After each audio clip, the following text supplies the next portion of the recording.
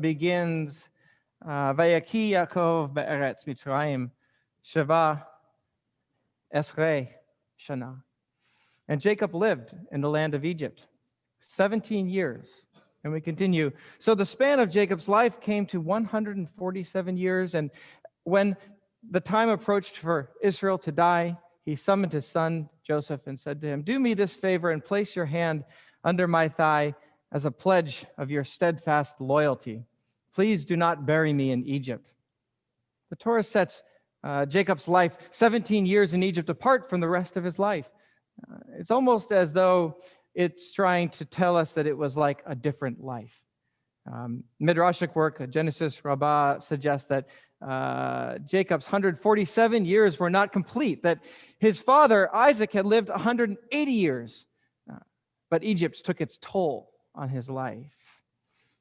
Joseph's children have risen to great power and wealth in the land of Egypt, but Egypt is not their home.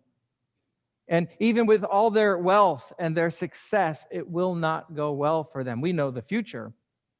Where else have we seen this kind of vow where he sticks your hand under a thigh? Elderly Abraham, if you remember, had his servant place his hand under his thigh, maybe right where he carries his seed. They don't get that graphic, but it probably was. And as he vowed to find Isaac a wife to carry on the next generation, Jacob is making Joseph vow not to assimilate, but to carry the nation of Israel through the promise. Jacob then falls ill. Now, interestingly, Jacob is the first person in the Torah to be called ill. Maybe another sign that Egypt is not their home. Our sages picture Jacob praying for a sign about the number of his days and then preparing to bless and to commission his children and his grandchildren. In the moving account, Jacob recounts two major life-shaping events. First, that God called him and gave him the promise, "I will make you a great nation." Second, he regrets that he had to bury Rachel in Ephrat rather than at the field of Machpelah, where his father was buried. Then perhaps it's a consolation.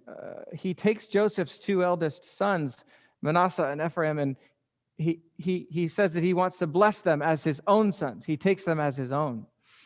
The eldest son, Manasseh, this is a beautiful scene, is at his right side, and the younger son, Ephraim, is at his left. And Jacob feebly reaches out his hands to bless them, but he crosses his hand so that his right goes to Ephraim and his left, I can't really do it here, but his left goes to Manasseh. And Joseph then, attributing this to his father's old age, he says, "No, father, this one's the firstborn." And his father says, "I know, my son, I know. He too will become a great people, but his younger brothers shall be great." In this life-transforming moment, Jacob transfers a part of himself onto Ephraim, the younger brother who will take the place of the older. A message that God often looks to those with lower, more humble status to carry his most important blessings. Jacob then says our shaping verse, "By you shall Israel bless," by saying, "Isimcha Elohim ke'Ephraim v'ki Menashe." And to this day, we bless our sons. We did it this morning, and every Erev Shabbat we come and we say, "May God bless you like Ephraim and Manasseh. May you also carry the promise to your children's children's children." Then, after Jacob gives a word to each of his now 12 sons, the Torah says that he drew his feet onto the bed, and breathing his last, he was gathered to his people. Later in our Parsha, Joseph also dies, now 110 years. The Torah makes a point to note that he saw the third generation of Ephraim's sons. That's his great-great-grandsons. I had to figure that out. Great-great-grandsons, I believe. And he too makes a vow. He makes a vow that will take his bones out of Egypt to keep the hope and carry the promise from Lador Vador, from generation to generation. Joseph is a sensitive soul, isn't he? The Torah notes that he wept twice just in this week's Parsha. He's quick to forgive and reconcile because he hates to see broken relationships, and he sees God's hand in every detail. Joseph also has great inner strength about him. Just imagine all those years in the dungeon before he rose in Egypt. his faith in the Lord's unseen promises is remarkable. And he shows an inner strength along with his tenderness that allows him to govern this nation through these years of famine, and an integrity that I think is worth our aspiring to achieve. Picking up on this theme of life transitions that Dave so aptly commented on, our Haftorah also tells us the story of David's last days as king over Israel, and how he also works to support Solomon and to establish his leadership in David's place. It's a little more messy, but nonetheless, that's what's going on. Reading this week's Parsha was moving for me, actually. I relate to Joseph's sensitivity. If I'm honest, I usually tear up when I read Joseph's story, even when I watch the children's cartoon versions. As I reflected on Isaac's death, the verse, Isaac pulled his legs up on the bed and breathed his last, stood out to me. And just kind of musing and reflecting, I was reminded of my own childhood puppy, Ricky. We had understood each other when I was a child, and we were really close. Like we did everything together. And when I was in my 20s and she was in her old age, she lay on my knees as I helped her struggle through death. And I felt the ping of nostalgia and regret at the years that I had neglected her because of my other priorities after childhood. Our Parsha made me think of life and think of death. In my time as a rabbi so far, I have been honored to preside over 3 funerals, which each left their mark on me, and may there be few. But I wondered, at a life fully lived, a filled life. And I found myself, praying to see the 3rd generation of my own son's children. On our deathbed, may we all be able to pull our legs up on our bed after blessing our children's children's children, or those who have come to be our children through the blessings that we've given them, and just to be welcomed into the Lord's presence. Something to think about. What moments will we look back on with regret, having given into the wrong priorities in life? Or what moments will we look back on as the key shaping moments in our lives? I'm musing here. Our Parsha is about intergenerational transitions in life, about giving yourself to and building something that is bigger than the span of one person's years. And while on a lighter tone and less grandiose than the stories in our Parsha, the theme of transition is relevant to us here at Ruach Israel today.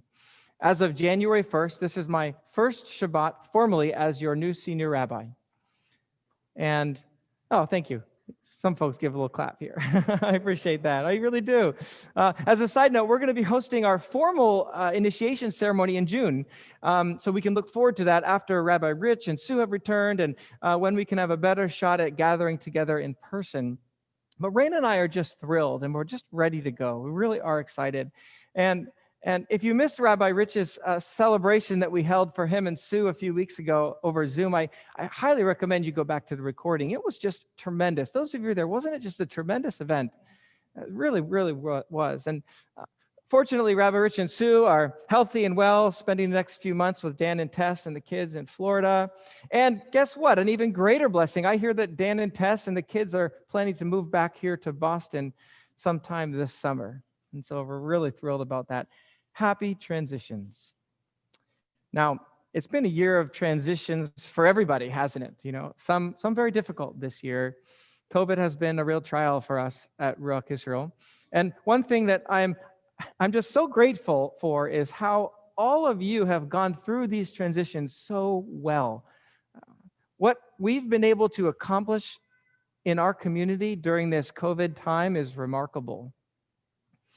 And following the theme of transition in our Parsha again, I believe that the Lord is using us at Ruach Israel to build something that is larger than the span of one's lifetime. Raina and I love Ruach Israel, not only because this is a terrific community to raise our kids in, but even more so because all of us here today and those who have built with us in the past, we're all working toward a much larger reality. We're building a modern Jewish movement that loves Yeshua. A tremendous blessing. It's just remarkable that we can participate and do our small part in God's larger plan in a way, doing our part to carry the promise in our way. Now, Raina and I feel just so grateful. The Lord has helped us take the baton for Rabbi Rich and Sue in such an organic way. We've been praying and working hard over the year to prepare, but really this is something that we've been gradually moving toward over the past decade. It's a unique thing in a Messianic Jewish synagogue, and even among other synagogues and churches. Ruach Israel is not only a job for us, it's our family home. Raina and I joke that if I wasn't employed here as a rabbi, I wouldn't be able to do anything else because I would still be doing all the same things. Raina and I first came to Ruach when we were engaged 14 years ago, if you'll allow me to reminisce a little bit. And think about this. Some of you have seen us come here as kids in our 20s. You've been our teachers. What a beautiful thing. I had been a believer in Yeshua for about a year and Raina for only about 3 or 4 months when we first came here. And a number of you today were actually at our Tevilah at Walden Pond years ago, and we were both immersed together in the Messiah. When I broke down in tears trying to read through Isaiah 53, And if you don't know this about me yet, I am a sensitive soul. So just ask my kids how often I tear up during our family story time. Just give me a mushy ending, some reconciliation, and forget about it. Rabbi Rich and Sue and Sid and Diane, and you were a critical part of our wedding in Tennessee. Dave and Serena, you'll remember before the kids, when we were all members of the 20s Havara in the old days, going through life together. Meeting every Saturday night at the Kaplan's home in Cambridge. Some of you have heard me questioning and wrestling through theological topics in those early years. You were there for my first sermon here at Ruach and were patient for the first year when I couldn't resist talking about anything but backpacking for the whole year. I remember one moment of grace when I was actually reading a sermon manuscript very closely because it was a graduate paper on the Jewish views of the resurrection that I was sharing from a class at MJTI, and I got to it was all printed out, and I got to page 7, and there was no page 7, and there was no page 8, and there was no 9, and it didn't print, and I just got in my confusion. I just lost I didn't know where to go, so I just ended the sermon, and all I received from you was praise. Much of you. Have just been there for so many of you have been there for so many parts. You were there for the birth of our firstborn son, Chaim. Some of you even gave us meals, and parenting advice. Cheryl, you were at Shoshana's home birth years ago, Before COVID, Phil, you've been at our house just about every week for the past 10 days before COVID.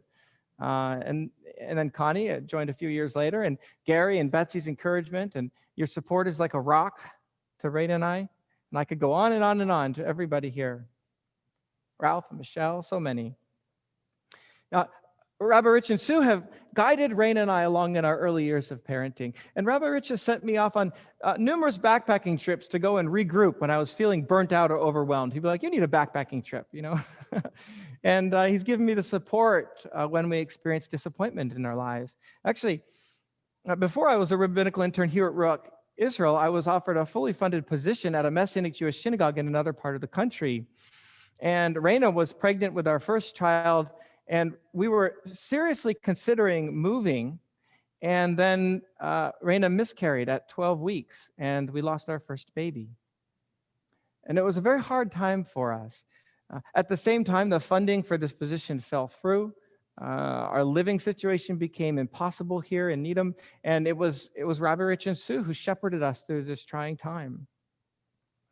And then that was when he taught us to raise our own financial support, and when we began the internship here at Ruach, and that changed the course of our lives, or maybe kept us on course.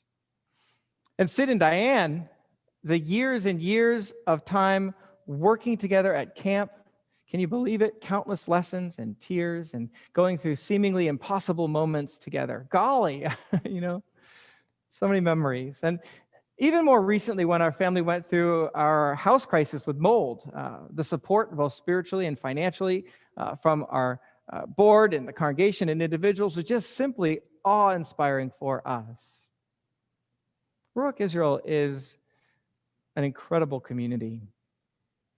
We can really go through life together, the joys and the simchas and the trials. And may we never forget that. Real, authentic community is not just showing up for a service. It's wrestling through life together. It's like what the patriarchs went through, sticking it through hurts and talking through disappointments. It's family, and that's where the really good stuff is. Many will come and many will go, searching for the right place to stay. But you never really find it unless you stay. Rabbi Rich taught me the value of staying power early on. The way to effect greater change is to stay over time through the hardships. And by the Lord's will, that is our plan. I'd like to take a few moments here just to help you to get to know me better and share with you some goals for how we can grow, some things that I'm excited about partnering with you for this year and the years to come. Just a few points here. The first, we need to grow together, and I need your feedback. By the Lord's mercies and his guidance, coupled with the support and the training that we've received over the years, Raina and I, we feel ready, we feel equipped, we feel excited for this next journey together. The only thing is, I don't feel all that senior. Although I have recently conceded to let the white hairs grow free in my beard rather than pull them out, so getting there. But Raina and I are committed, and we care and we want to help everyone grow. And of course, we're still growing and learning too, and we always will be. So as we serve you, Raina and I hope to learn as much from you as you from us. And in order to grow together, I need your feedback. So let me know what we're doing well, what you really like, and what we can do to be even more effective. And we just so appreciate your support and encouragement that so many of you have shown us. It's really above and beyond. Secondly, speaking of learning and growth, I have some goals to become more proficient in Hebrew language, Jewish texts, and to connect more with the local Jewish community. These are things that are on my heart for the future. And after COVID ends, I hope to study at Hebrew College locally here in Newton. I love to teach and I love to learn and to help other people learn. It's just a real passion of mine. I hope to see our congregation grow in learning together. And Dave and I have been working hard over the past few weeks on our Maturing in Messiah course, which is actually beginning tomorrow. Yay, it's so exciting. We're really thrilled. And I hope that we'll be able to make this course better and better each year and even add a second level down the road. I also want to let you know that Raina and I just love working with people. I just love rabbinical and pastoral counseling. My greatest joys as a rabbi are helping people through the joys and challenges of life. I love officiating at weddings, leading young couples through premarital counseling. I'm able to work with married couples and families and have a real passion for coaching parents and life coaching. I'm certified as a healing prayer counselor to guide people in prayer through the deeper hurts of the past. And seeing Yeshua free people from the wounds of the past brings me a tremendous amount of joy. And as for new parents out there, Raina is working on her doula certification, and she just loves working with new moms and just encouraging women. So the reason I'm saying this is listen, don't hesitate to reach out to Raina or I to talk. Don't feel like we're too busy. We're not. We're here for you. It's all our joy and something that we just feel blessed with, a skill set, and we pray that it will be a blessing to you. Now, along these lines, I do have a passion for healing prayer. I've loved the conferences on healing prayer that we have hosted in the past called Refuah Shlema. I look forward to reinvigorating our Tefillah team when COVID is in the rearview mirror, praying intentionally for the suffering and seeking Yeshua's great healing works. It should be a normal part, an everyday thing for a healthy Messianic Jewish synagogue. I have a strong value for intergenerational community. We simply must focus on raising up the next generation, our children, our teens, and equipping new leaders for tomorrow. At the same time, healthy community is not one age demographic. It's filled with young and old alike, both singles and families. We need each other. New families, new births, older families. We need kids to interact with older generations. Us adults need the joy of the children running around in the services. I value authentic community and friendship in community. And on one level, this is an area where Ruach shines, yet I think we need to stretch even more in this area in the years to come. We have always been challenged by the fact that our unique Messianic Jewish identity means that we're often not geographically near each other.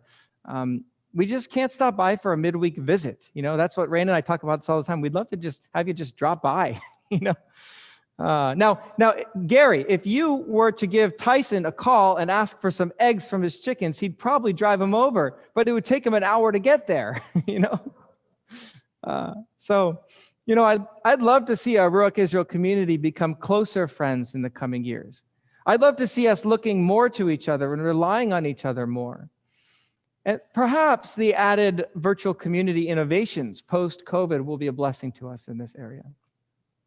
Now, I'm not a leader who feels the need to conceal my private world from my public front in front of the congregations. I know leaders like that. It just isn't me. What you see is what you get. I see this as a kind of integrity where our inner life becomes more like our outer life, and our outer life becomes more like our inner life, both shaped and more into the image of Yeshua. So authentic community to me means that we can be vulnerable with each other, both in trial and in joy. We offer each other a measure of chesed, of love, of kindness, of grace. This is actually something that I've internalized from you at Ruach over the years. Ruach is a unique community where I think we just get the challenges of life and we understand the need to live it together and not to judge each other. So what we do at Ruach is we give it our best shot, and then we love and forgive quickly, and then we let God make up the difference for our mistakes. We give it our best shot, love and forgive quickly, and let God make up the difference for our mistakes. And there's joy in that. And when done well, our Ruach Israel community can just be a tremendous source of joy for so many people. Now, as we look to 2021, can you believe it's 2021? Maybe even for me, it sounds like we should have flying cars or something, But here we are, we're in 2021. But we're in a transition within a transition, aren't we? I see that we have one critical task ahead of us this coming year, and we will need to partner together. We need everyone to come together to accomplish it. As the vaccines come out, as it becomes safe, and COVID begins to fade into history, we must team up to come back together in person with a stronger and with a healthier community, even stronger than before COVID. The Lord has used Zoom to keep us together. Zoom has opened new doors for community, and I know there has been a sweetness to being able to log into your Shabbat services in your PJs with a cup of coffee, But it's critical that we come back together in person. It really is. Being in each other's physical presence cannot be replaced. We need eye contact. We need handshakes. We need hugs. We need laughs. We need to kiss the actual Torah scroll. On Zoom, you can just easily press a button and log off or turn off your camera. But long-term spiritual growth happens when you step on each other's toes. When you're kind to someone you find hard to love. When you sacrifice by schlepping some of you over an hour to be with each other, to bring food, to teach the kids at Shabbat school, to pray together. I mean, wow, that's where stuff happens. And for those of you who are our virtual members, we have been so blessed and encouraged by you joining us over Zoom. And we plan to use this COVID season to launch us into a new hybrid community where you can be a part of our community long term. For everyone local, what makes our congregation so special for us and ultimately for our virtual members is years and years of healthy in-person community together. Now, I've been working with our President Diane, our community coordinator Shayna, and our board to put together a plan for this year to regroup, to rebuild, to recommit. And after our board strategic planning meeting, which is coming up on January 10th, I want to share that with you. And again, I want your feedback. What are you excited about? How can we make this plan even more effective? So to close today, I want to say thank you. I love to live in the vision. I love to build. I'm motivated by working toward one more task or project that will in a small way advance the larger work that God is doing in our world. I just love being a rabbi. And from the details of Jewish life and halakha to community building, the intimacy of the prayer room, and partnering with you through life's twists and turns. Now, of course, we have our weak points. There's lots of room to grow, but Ruach Israel is a very special place, and let's never forget that. And big picture, we're building a modern Jewish movement that will one day lead to a wide-scale Jewish awakening of Yeshua faith. And this lofty vision is lived out in healthy and dynamic and real Messianic Jewish community on the ground where we live life together. So I hope you can catch this vision. And in 2021, I ask you to get excited with me and help each other to regroup, to rebuild, to recommit. And when it's safe to do so, let's come back together and build an even stronger community this year. So Shabbat Shalom to you all.